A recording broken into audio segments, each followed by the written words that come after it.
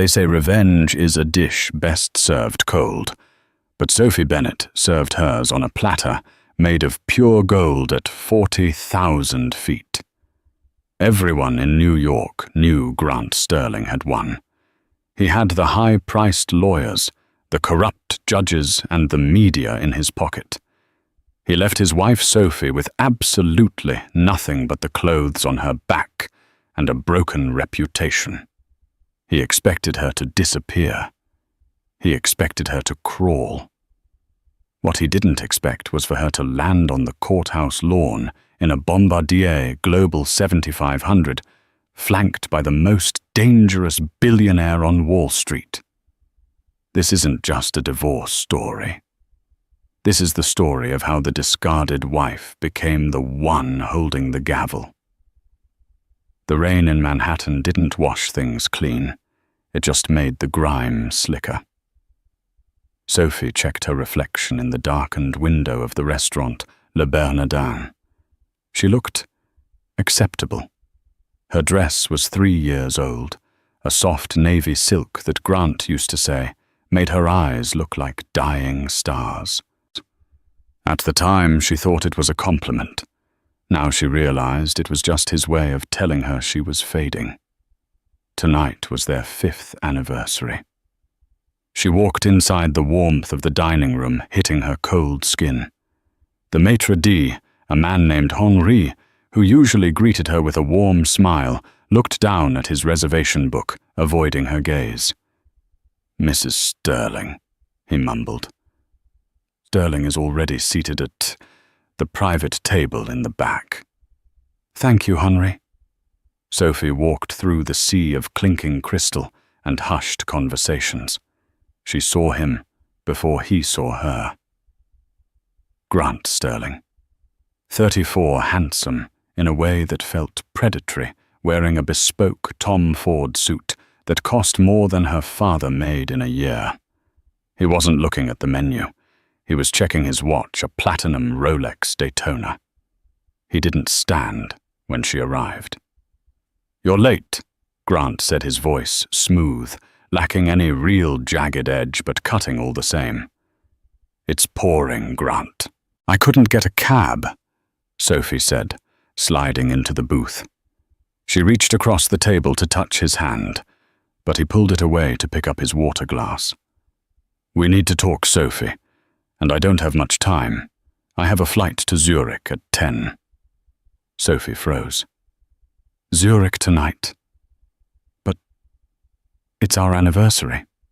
Grant sighed, the kind of sigh a parent gives a slow child. He reached into his briefcase, which sat on the velvet bench beside him, and pulled out a thick blue-backed document. He slid it across the white tablecloth. It hit the centerpiece vase with a dull thud. "It's not an anniversary, Sophie. It's a deadline." Sophie looked down. The bold letters at the top swam before her eyes. "Petition for dissolution of marriage." "Grant." Her voice was a whisper. "What is this?" "It's over," he said, signaling the waiter for a drink he hadn't ordered yet. "It's been over for a long time. You're a nice girl, Sophie. You were great when I was building Sterling Dynamics. You were supportive, quiet, domestic. But we're public now. We're global. And frankly, you don't fit the brand." "I don't fit the brand," Sophie repeated, her hands trembling. "I nursed you when you had pneumonia during the IPO roadshow. I mortgaged my grandmother's house, the only thing I had to pay your first legal fees." "And you've been compensated," Grant said coldly. "You've lived in a penthouse for 3 years. You've worn nice clothes. I want to work on this. We can go to counseling." "No," Grant cut her off. He leaned in his eyes hard. "There is someone else. Someone who understands the world I live in now. Bella." Bella, the 22-year-old PR intern he had hired 6 months ago, the one who Sophie had helped find an apartment in the city. The betrayal felt like a physical blow to the stomach. "Sign the papers, Sophie." She flipped to the back page. What is the settlement? Grant smirked. You signed a prenup, remember the one my father drafted. That prenup said I get nothing if I cheat. I didn't cheat, Grant. You are, technically, Grant said, examining his fingernails. The prenup says you get nothing if the marriage ends within 7 years, regardless of cause, unless I choose to provide a stipend. And I am choosing not to. My lawyers have also found some interesting discrepancies in your family's tax history, your father's hardware store. It would be a shame if the IRS audited him into bankruptcy. Sophie stared at him. This wasn't her husband. This was a monster. He was blackmailing her with her elderly father's livelihood to avoid paying her a dime. You want me to leave with nothing? I'm generous, Grant said. He reached into his pocket and pulled out a money clip. He peeled off Mimul's $100 bills and tossed them onto the divorce papers. That's for a cab and a motel.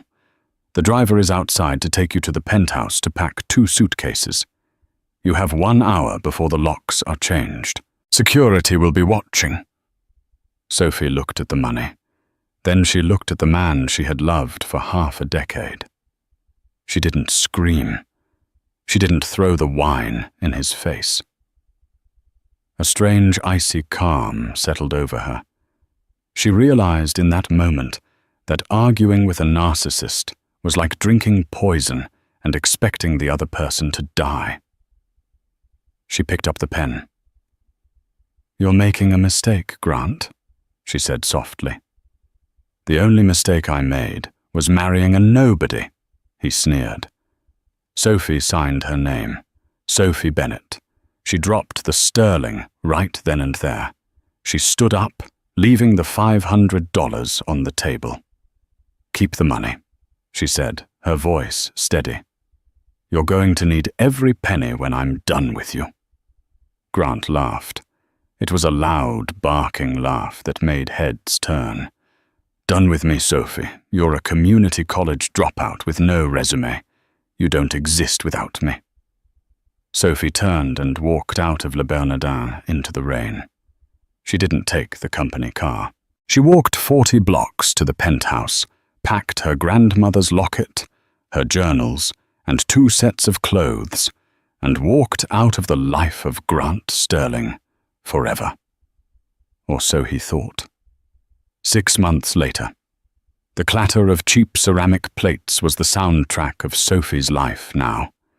She worked at Sal's, a greasy spoon diner in Queens that smelled permanently of bacon grease and floor cleaner. She had applied to 50 office jobs, but Grant had been thorough. When potential employers Googled Sophie Sterling, the first results were planted articles Bella had released, CEO's wife, mental breakdown, embezzlement rumors swirl around Sterling. X. He had blacklisted her. No reputable company in New York would touch her.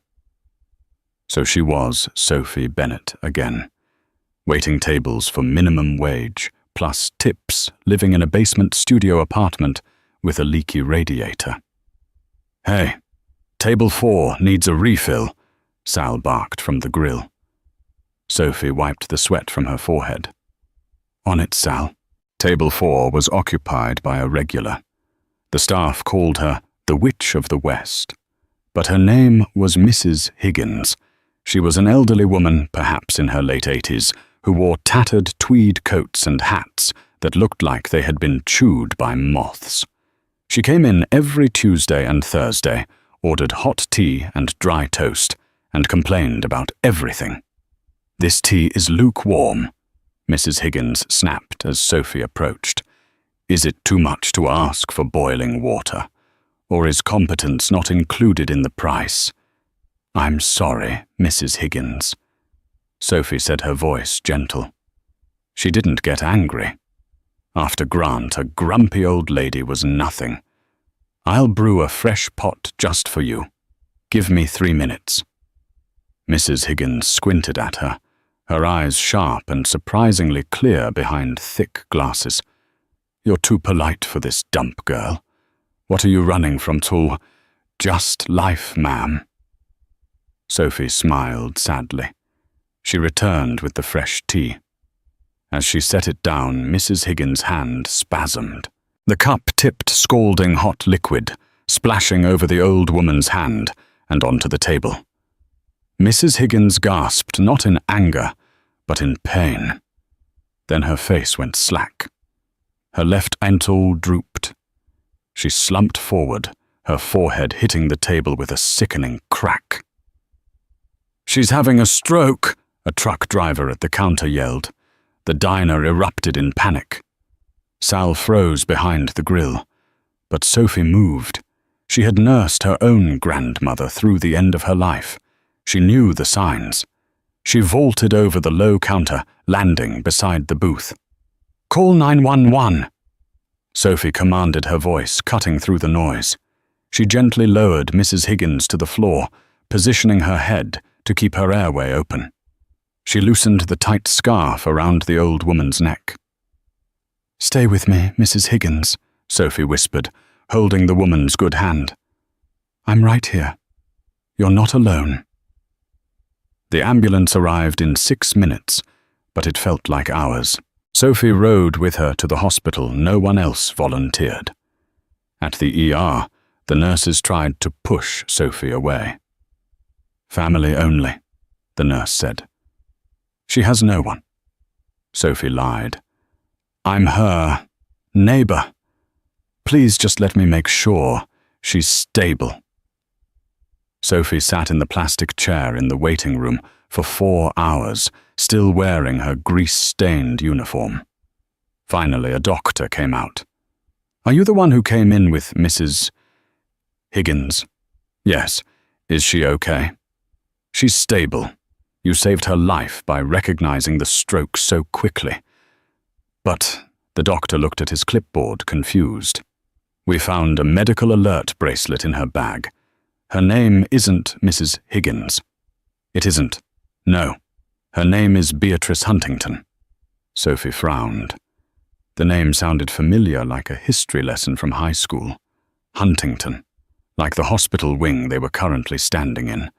Like the Huntington Library. Like Huntington Steel, the backbone of American infrastructure for a century. "You mean like the Billionaires?" Sophie asked. Before the doctor could answer, the double doors of the ER entrance flew open. 4 men in black suits marched in wearing earpieces. They moved with the synchronized precision of a military unit. Behind them walked a man who made the air in the room change pressure. He was tall, perhaps 6'3", with dark hair, silvering at the temples, and eyes the color of a stormy ocean. He wore a charcoal suit that made Grant's Tom Ford look like a Halloween costume. This was Savile Row. This was old money. He scanned the room, ignoring the doctors, ignoring the security guards. His eyes landed on Sophie, huddled in her diner uniform. He walked straight to her. He didn't look angry. He looked intense. "Are you the one?" he asked. His voice was deep, resonant, a baritone that vibrated in Sophie's chest. I brought her in," Sophie stammered, standing up. Is she your grandmother?" The man looked at her, really looked at her, dissecting her soul in a second. Then, unexpectedly, he took her hand. He didn't shake it. He held it with both of his. "My name is Damon Huntington," he said. "And you just saved the most important person in my world. I owe you a debt, Miss Bennett," Sophie said automatically. "Sophie Bennett." Damon's eyes narrowed slightly as if recognizing something, but he let it pass. "Sophie Bennett, you should go home and rest. My driver is outside. He will take you anywhere you wish." "I can take the subway, Mr. Huntington." "I insist," Damon said. It wasn't a request. "And Sophie," she turned back. Don't go to work tomorrow.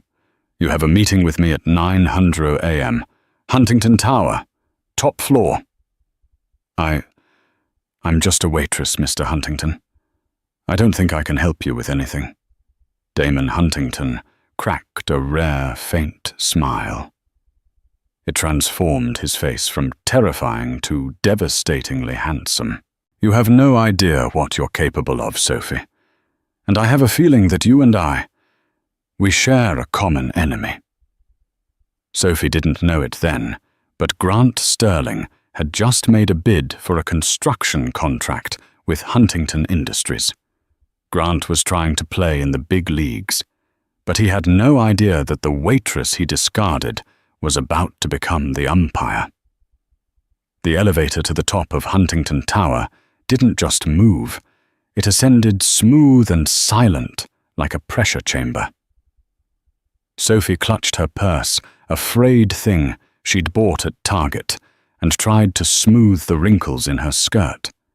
She was wearing her interview best, a grey pantsuit that was 2 sizes too big now. Stress was a remarkably effective diet. When the doors slid open, she wasn't met by a receptionist. She stepped directly into a cavernous office that spanned the entire floor. The walls were floor-to-ceiling glass, offering a panoramic view of the city that had chewed her up and spit her out. Damon Huntington stood by the window, his back to her, staring down at the ants of Manhattan. "Beatrice is awake," he said without turning around. "She's asking for the girl with the gentle hands. That's you." "I'm glad she's okay," Sophie said, her voice echoing slightly in the vast space. "But I assume you didn't bring me here just to give me a medical update." Damon turned. In the daylight, he looked even more imposing. He walked over to a massive desk made of reclaimed timber and black steel. He didn't sit. He gestured to a leather chair opposite him. "Sit, Sophie." She sat. Damon slid a black folder across the desk. It looked ominously similar to the divorce papers Grant had served her 6 months ago. "Do you know what that is?" Sophie hesitated, then opened it. Her eyes widened. It was a forensic accounting report on sterling dynamics. "Grant isn't just a bad husband, Sophie. He's a criminal." Sophie looked up confused. "He can be cruel, but..." Grant was obsessed with legality. He was terrified of the SEC. "Grant is terrified of getting caught," Damon corrected. "There's a difference. Look at page 12. Sophie flipped the pages. Tables, numbers, red ink. She stopped at a highlighted section. It detailed a series of shell companies in the Caymans, all funneling money into an account labeled consulting fees. "He's skimming," Sophie whispered. "He's stealing from his own shareholders." "Worse," Damon said, his voice dropping an octave. "Look at the signatory on the shell companies." Sophie squinted at the photocopy of the signature. Her breath hitched. The room seemed to spin. It was her signature. Sophie Bennett Sterling. "I never signed this," she gasped, dropping the file as if it were burning. I didn't know these companies existed." "I believe you," Damon said calmly. "But the IRS won't, and neither will the FBI." Damon walked around the desk and leaned against the edge, crossing his arms. "Grant is smart. He knew that eventually his aggressive expansion would trigger an audit. He needed a fall guy, a scapegoat. He set this up 3 years ago, Sophie. He married you in part to make you his insurance policy. When the house of cards falls, he plans to testify that his naive wife was embezzling funds to support a gambling habit or a secret lover. He has the paper trail to prove it." Sophie felt sick. The nausea was overwhelming. The stipend he refused to give her. The lack of alimony. It was all part of the narrative. She took the money and ran. That's what he would tell the world. "He's going to send me to prison," she whispered. Tears pricked her eyes, not of sadness, but of pure terror. "He intends to," Damon said. "Grant is currently trying to bid for the Aurora contract, a government infrastructure project worth $4 billion.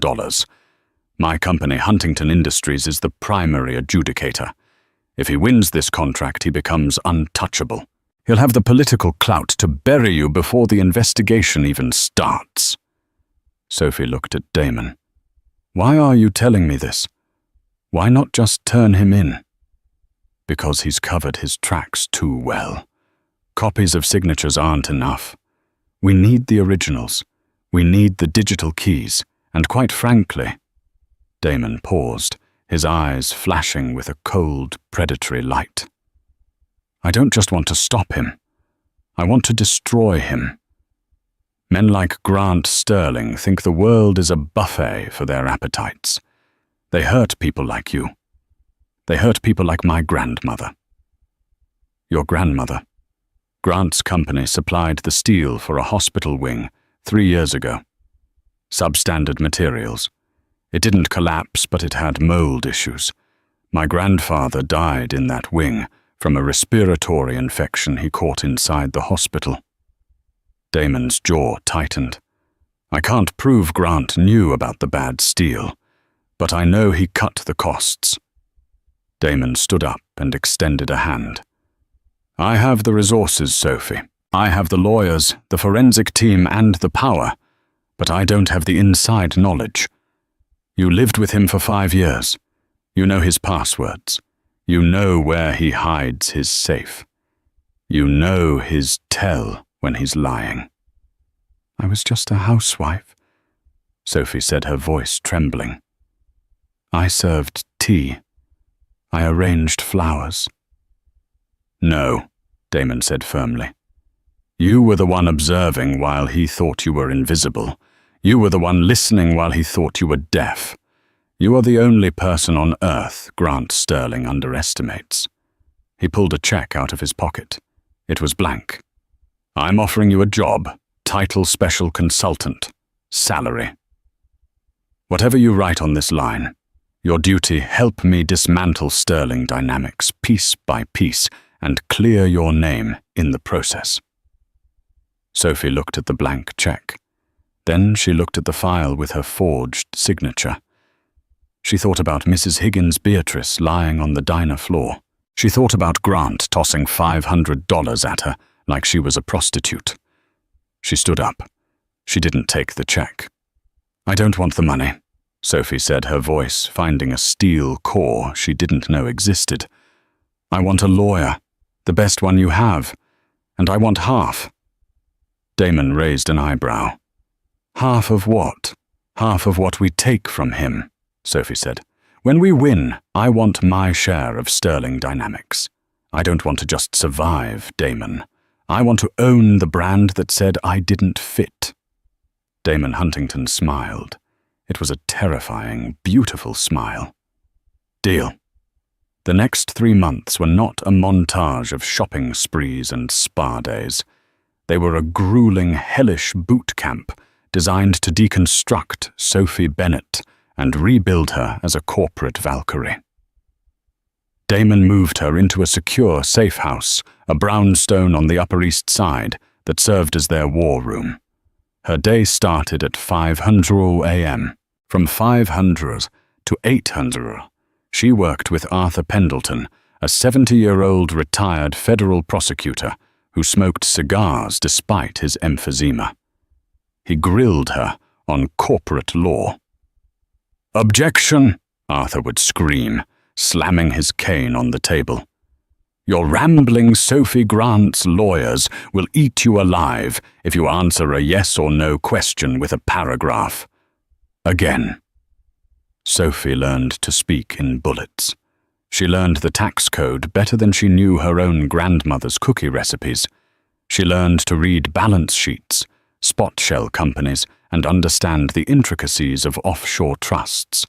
From 900 to 1200, she worked with a vocal coach. The soft, apologetic lilt in her voice had to go. She learned to lower her pitch, to speak slower, to use silence as a weapon. "Don't fill the silence, Sophie," the coach instructed. "When you ask a question, you wait, even if it takes a minute. Let them sweat." But the hardest part was the psychological warfare. Damon took over in the evenings.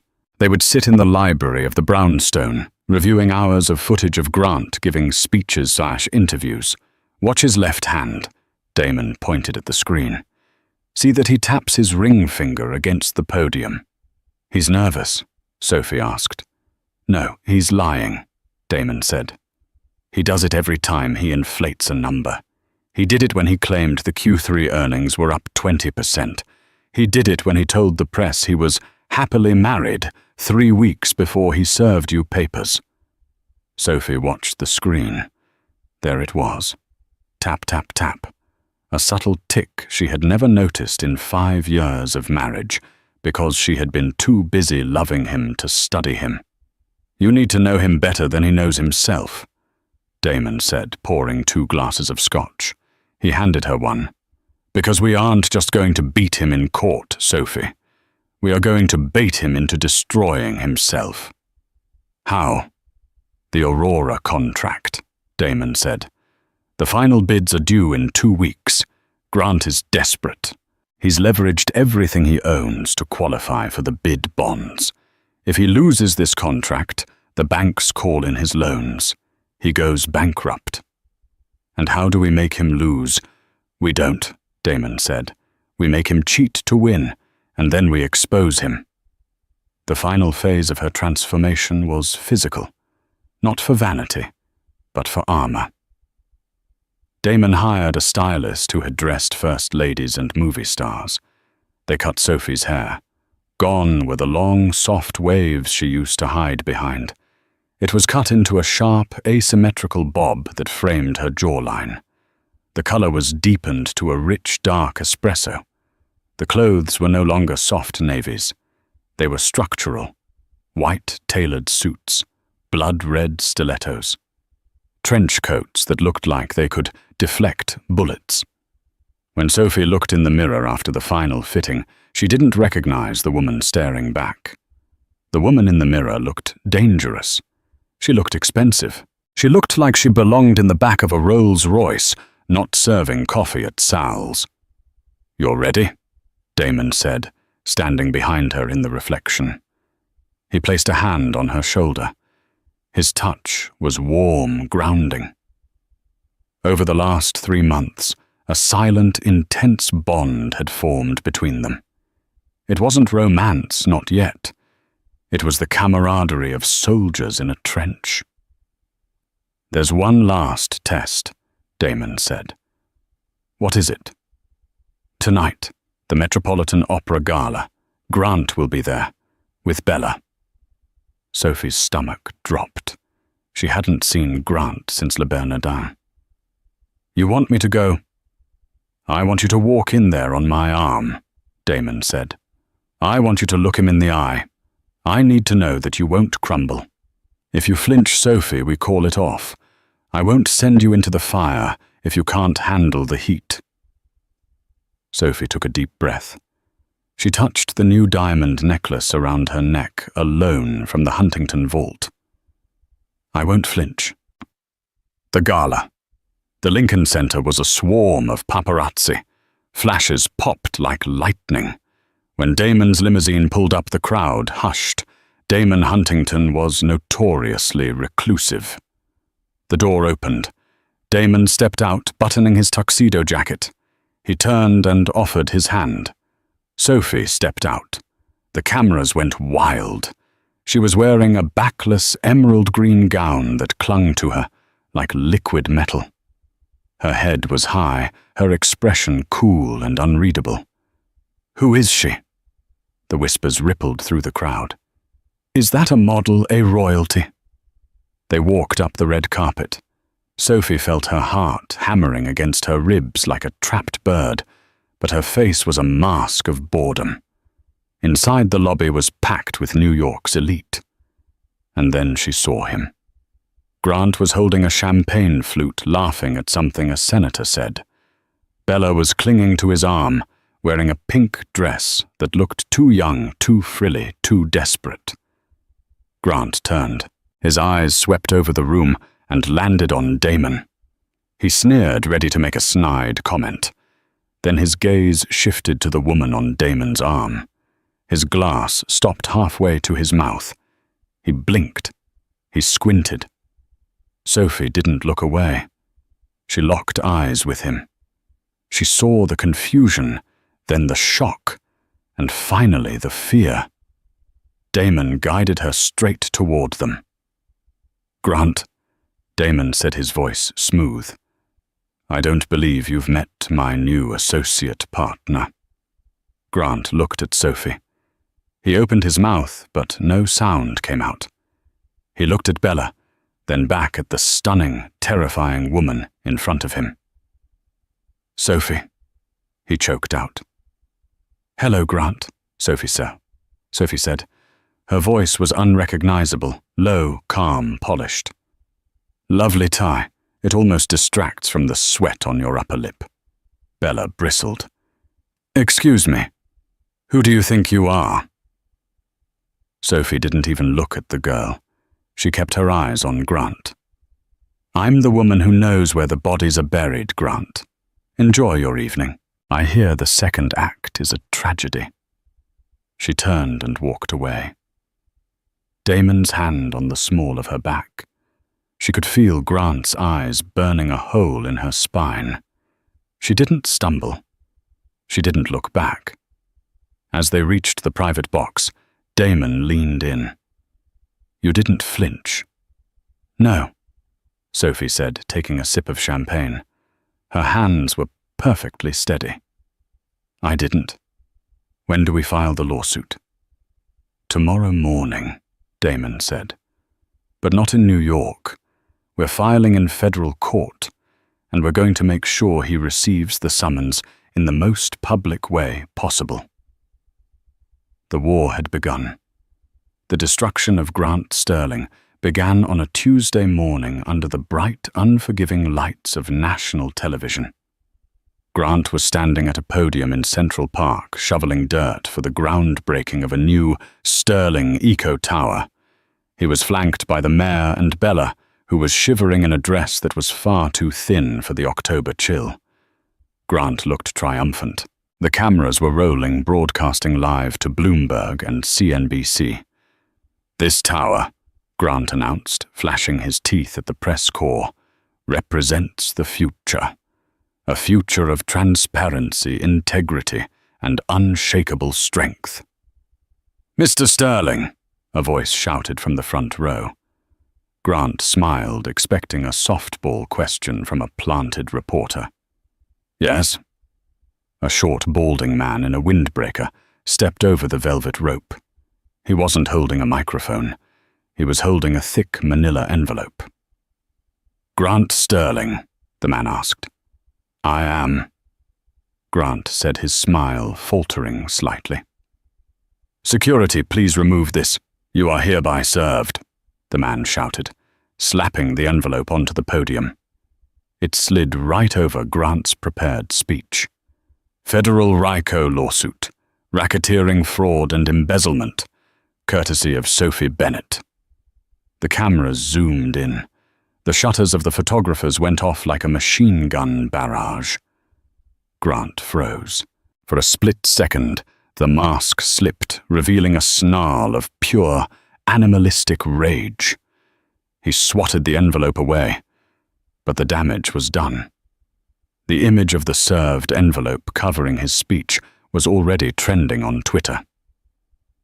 Back in the safe house, Sophie watched the feed on a large monitor. She didn't smile. She felt a cold knot of dread in her stomach. "He's going to come for me," she whispered. "Let him," Damon said from the doorway. He was holding 2 mugs of coffee. "When an enemy is angry, he makes mistakes. Grant is about to get very, very sloppy." Damon was right about the anger, but he had underestimated Grant's cruelty. Grant didn't attack Sophie directly. He knew she was protected by Huntington security. Instead, he went for the soft targets.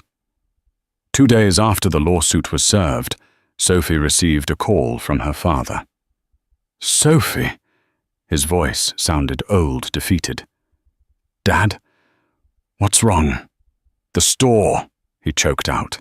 "The city. They shut us down this morning. Health inspectors. They claimed they found violations. Rats. Asbestos. Sophie, I've kept this place spotless for 40 years. Someone planted them." Sophie gripped the phone, her knuckles white. "I know who did it, Dad. I'm going to fix it." "There's more," her father said. "The bank called. They're calling in the mortgage. Immediate repayment. I'm going to lose everything." Sophie hung up the phone and threw it across the room. It shattered against the wall. She sank to the floor, burying her face in her hands. "He wins," she sobbed. "I can't do this. I can't let him destroy my family." She felt a presence beside her. Damon didn't offer platitudes. He sat down on the floor next to her, ruining the crease in his trousers. "He hasn't won," Damon said quietly. "He's desperate. This is a distraction, Sophie. He's trying to draw your eye away from the real play." "I don't care about the play," Sophie yelled, turning to him with tear-streaked eyes. "That's my father. That's his life." "I bought the note," Damon said. Sophie blinked. "What?" "I bought your father's mortgage an hour ago," Damon said calmly. "The bank sold the debt to a holding company I control. Your father owes nothing. And as for the inspectors, our legal team is already filing an injunction. The store will be open by tomorrow." Sophie stared at him. The magnitude of his protection was overwhelming. Why are you doing all this?" Damon looked at her, his stormy eyes softening. He reached out and brushed a tear from her cheek. The touch sent a jolt of electricity through her that had nothing to do with fear. "Because I believe in the investment," he said softly. "And because I hate seeing you cry." The moment hung in the air, heavy and charged. But before anything could happen, Arthur Pendleton, their lead lawyer, burst into the room. "We have a problem," Arthur wheezed, waving a tablet.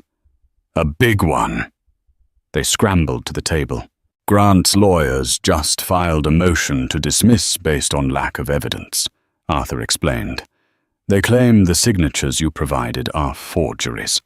And here's the kicker. Grant is claiming the original digital keys for the offshore accounts were lost in a server malfunction yesterday." "He deleted them," Sophie said, her blood running cold. "He wiped the evidence. Not all of it." Damon said, his eyes scanning the data on the tablet. "Grant is paranoid. He never trusts the cloud completely. He keeps a physical backup, a hard drive, the black ledger. He used to brag about it when he was drunk, remember?" Sophie nodded slowly. "Yes. He said it was his doomsday drive. He kept it in a safe behind the portrait in his study." "He won't keep it there anymore," Damon said. "Not with the FBI sniffing around. He needs to move it to a jurisdiction where U.S. subpoenas can't touch it." Damon typed furiously on his laptop. "I've been tracking his private plane, the Gulf Stream. It filed a flight plan 10 minutes ago." "Where is he going?" Sophie asked. Damon hit a key, and a map popped up on the screen. A red line stretched from JFK Airport across the Atlantic. "Zurich," Damon said. "He's going to stash the drive in a Swiss vault. If that drive gets into a nebulous account in Switzerland, we'll never get a warrant to open it. We need that drive before he locks it away." Sophie looked at the time. "His flight leaves in an hour. We'll never catch him." Damon stood up, buttoning his jacket. He looked at Sophie with a wild, exhilarating grin. His Gulf Stream flies at Mach 0.85. My Bombardier Global 7500 flies at Mach 0.925. We can't stop him from taking off Sophie. But we can beat him there. You want to race him to Switzerland? I want to welcome him when he lands, Damon said. Pack your bags, partner. We're going to Europe. The flight to Zurich was a blur of strategy and speed. At 45,000 feet, the sky was a deep, bruised purple. Sophie sat across from Damon in the cream-colored leather seats of the private jet. The cabin was silent, save for the hum of the engines pushing the aircraft to its limit. They weren't just racing Grant. They were racing the clock. The hearing for the motion to dismiss was scheduled for 9:00 a.m. New York time on Monday. It was currently Saturday night. If we get the drive, Sophie asked, staring out the window at the stars, what then? We can't just mug him. We won't have to, Damon said. He was reviewing a schematic of Bankhaus Vogel, the private bank where Grant held his accounts. Grant is predictable. He's a creature of habit. He will go to the bank immediately upon landing to deposit the drive. But Bankhaus Vogel has a very specific protocol for accessing high-security boxes. It requires 2 forms of authentication, a biometric scan and a verbal password. He has both, Sophie said. Yes, but he also has a joint account holder on the master vault, one he added 5 years ago, and likely forgot to remove because he assumed she was too stupid to ever find her way to Zurich. Sophie's eyes widened. Me? You? Damon confirmed. When he set up the shell companies, he needed a domestic partner to satisfy certain banking regulations. He made you the secondary signatory. You can't withdraw money, but you can access the box. So we just walk in and ask for it. We get there first, Damon said. We enter the vault, and we wait. Zurich. Sunday morning. The air in Zurich was crisp and smelled of snow and money. Damon's jet touched down 40 minutes ahead of Grant's. They had gained time due to a favorable tailwind and the superior speed of Damon's aircraft. They wasted no time. A black Mercedes was waiting on the tarmac. They sped through the quiet streets of the city toward the financial district. Sophie was dressed in a heavy black trench coat and sunglasses. She felt like a spy in a movie, but the nausea in her gut was very real. They arrived at Bankhaus Vogel. The building looked less like a bank and more like a fortress built of limestone and arrogance. Damon stayed in the car. I can't go in, he said. If they see me, they'll call Grant immediately. This has to be you. Sophie nodded. She took a deep breath, clutching her passport and the divorce papers, proof of her identity, ironically. You can do this, Damon said, grabbing her hand. You are not Sophie the waitress. You are Sophie the owner. She stepped out of the car. Inside the bank was silent as a tomb. A concierge in a pristine suit greeted her. Madame, I am Sophie Bennett Sterling, she said, using the hated name. I wish to access safety deposit box 704. The concierge raised an eyebrow, typed into his terminal, and then nodded. Passport, please. She handed it over. He scanned it. Everything appears to be in order, Mrs. Sterling. Please follow me. They descended into the earth. The vault was a room of stainless steel and silence. The concierge unlocked the heavy grate. I will leave you to your privacy, he said, and withdrew. Sophie found box 704. Her heart was hammering against her ribs. She used the key Damon's team had fabricated from the digital scans, a grey area of legality she tried not to think about, and the bank's master key. It clicked. She pulled the long metal drawer out. It was empty. Sophie stared at the empty metal box. The air left her lungs. "No," she whispered. "No, no, no." Had he beaten them? Was the flight log a decoy? Then she heard it. The heavy thud clank of the main vault door opening down the hall. Voices. "Mr. Sterling, welcome back. We didn't expect you so early." Traffic was light. Grant's voice echoed off the steel walls. Panic surged through Sophie. He was here. He hadn't deposited the drive yet. He was coming to do it now. If he found her here, it was over. He would call the police, claim she was trespassing, and the drive would be locked away forever. She looked around frantically. There was nowhere to hide. The vault was just aisles of boxes. "Box 704, please," Grant commanded. Footsteps approached. Clack, clack, clack. Sophie made a split-second decision. She couldn't hide, so she would attack. She shoved the empty drawer back in, but didn't lock it. She turned and stood in the center of the aisle, her hands in her pockets, her posture rigid. Grant turned the corner, the concierge trailing him. He was carrying a black leather briefcase, handcuffed to his wrist. He stopped dead. "Sophie," he breathed. He looked like he had seen a ghost. He blinked, looking from her to the empty space where she should not be. "Hello, Grant," Sophie said. Her voice was steady, echoing in the vault. "You're late." "What are you doing here?" Grant hissed, his face turning red. He looked at the concierge. "Why is this woman here? She is my ex-wife. She is a signatory on the account, sir," the concierge said politely. "Remove her," Grant shouted. "She is a thief. I'm just checking on our assets."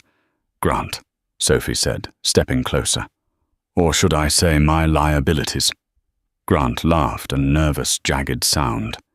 "You're too late, Sophie. You think you can stop me. The drive is right here." He patted the briefcase. "Once this is in the box, it falls under Swiss privacy laws. Your little lawsuit dies tomorrow morning." "Does it?" Sophie asked. She took another step. She was close enough to smell his expensive cologne, which now smelled like sweat and fear. "You know, Grant, for a genius, you missed a detail." "What detail?" "The audit logs," she lied. "Every time this box is opened, a notification is sent. Not to you. To the primary account holder. I am the primary holder." "Not since the divorce filing," Sophie bluffed. "The bank freezes joint status updates. The notifications go to the SEC now." Grant froze. "You're lying." "Am I?" Sophie smiled.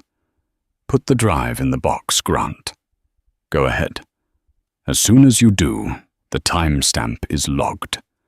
It proves you were in possession of the assets after the court order to freeze them. It's an admission of guilt. You'll be arrested before you leave the airport." Grant hesitated. His eyes darted to the box, then to Sophie, then to the concierge. The seed of doubt planted by months of Damon's psychological warfare bloomed. "You're trying to trick me," he snarled. "I'm trying to save you from a federal prison sentence, believe it or not," Sophie said.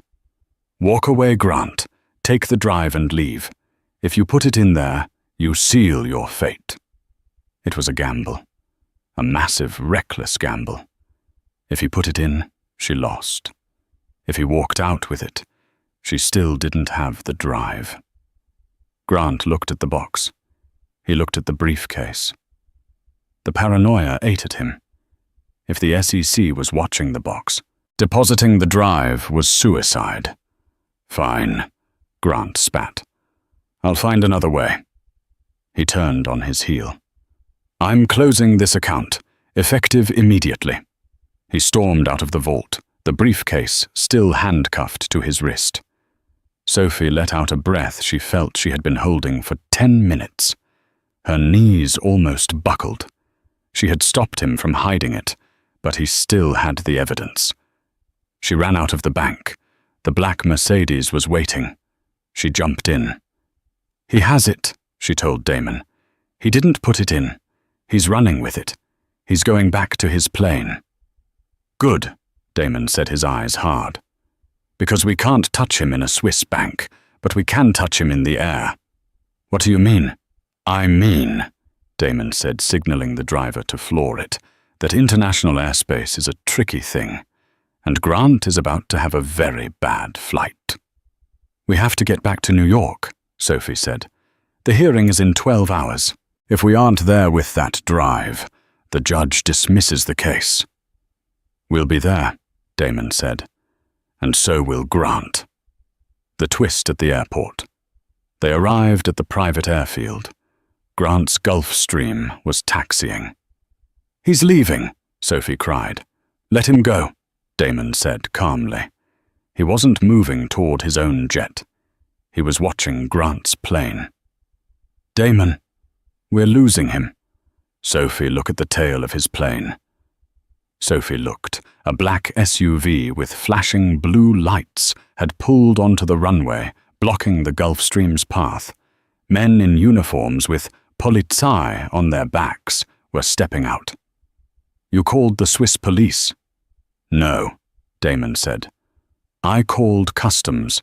Specifically, I tipped them off that a known American fugitive was attempting to transport undeclared rare art stolen from a museum." "Art. It's a lie, of course," Damon smirked. "But it gives them probable cause to board the plane and search his luggage, including that briefcase." They watched as Grant was dragged down the stairs of his jet, screaming. The police opened the briefcase. They didn't find art. They found a hard drive and stacks of cash. "They'll confiscate the drive as potential evidence of money laundering," Damon explained. "It will be tagged and logged into the Swiss system." "But that doesn't help us," Sophie said. "It'll be stuck in Swiss bureaucracy for months. We need it in New York tomorrow morning." Damon turned to her. "The Swiss police are efficient, but they are also cooperative with Interpol, and I happen to have a very good friend at Interpol who owes me a favor." Damon pulled out his phone. "It's time to call in the cavalry. We aren't taking the drive, Sophie. We're taking the custody of the evidence." He paused, looking at the sky. A storm was rolling in over the Alps. Heavy snow began to fall. "There's just one problem," Damon said, his face growing serious. "What?" "The airport is closing. The storm. All commercial flights are grounded." "But we have a jet," Sophie said. "My pilot says it's too dangerous. He won't fly." Sophie looked at Grant being handcuffed on the tarmac. They had won the battle, but the war was hours away from being lost. If they didn't physically present the chain of custody for that drive in New York by 9:00 a.m., Grant's lawyers would win by default. "I can fly it," a voice said. They turned. It was the co-pilot, a young woman named Jenkins. "Captain Miller won't fly in this," Jenkins said. "But I flew medevac in Alaska. I can get you out, but it's going to be rough, and we have to leave now." Damon looked at Sophie. "It's your call. It's your life." Sophie looked at the snow swirling around them. She thought of her father. She thought of the woman she used to be, scared, passive, waiting for permission. "Fire up the engines," Sophie said. "We're going to court." The flight back was a nightmare of turbulence and adrenaline. For 7 hours, the Bombardier shook violently, dipping and diving through the storm that blanketed the Atlantic. Sophie sat strapped in the jump seat, clutching the sealed evidence bag containing the hard drive's chain of custody documents, which the Swiss police had handed over to Interpol agents on board. They touched down at Teterboro Airport at 8:15 a.m. The sky was grey weeping rain. "We have 45 minutes, Damon said, checking his watch as the jet taxied. "The traffic into Manhattan is gridlocked." "Then we don't drive," Sophie said, looking out the window at the waiting helicopter. They transferred to the chopper, soaring over the snarled lines of cars, landing on the roof of a building adjacent to the federal courthouse at 8:50 a.m. Inside Courtroom B, the atmosphere was suffocating. Grant Sterling sat at the defense table looking smug. His lead attorney stood up. "Your Honor," the lawyer droned, "it is now 900 a.m. The plaintiff has failed to produce a single shred of physical evidence linking my client to these alleged offshore accounts. We move for immediate dismissal with prejudice." The judge looked at the empty plaintiff's table, where Arthur Pendleton sat alone, looking pale. "Mr. Pendleton," the judge asked, "do you have anything?" "My client is en route, Your Honor," Arthur stammered. "I've waited long enough," the judge said, raising his gavel. "Case dismissed." Bang! The heavy oak doors of the courtroom swung open. Sophie Bennett stood there, flanked by Damon Huntington. She was wearing the same trench coat from Zurich, damp with rain, her hair windswept. She looked fierce. She looked victorious. "We object, Your Honor," Sophie announced, her voice ringing clear. She marched down the center aisle, the sound of her heels echoing like gunshots. Grant turned his face, draining of color. "This," Sophie said, slamming the sealed evidence bag onto the plaintiff's table, "is the official chain of custody for a hard drive, seized from Mr. Sterling's possession in Zurich 6 hours ago. It contains the encryption keys for the accounts in question." Grant stood up, knocking his chair over. "That's inadmissible. It was obtained illegally." "It was seized by Swiss customs," Damon said, stepping forward, "and transferred to the custody of the FBI, who are waiting outside." The doors opened again. Federal agents swarmed in. Grant looked for an exit, but there was none. He looked at Sophie. For the first time, he didn't see a victim. He saw the architect of his demise. "You're nothing," he spat at her, desperate. "I'm the brand," Sophie whispered. The agents handcuffed him right there in the well of the court.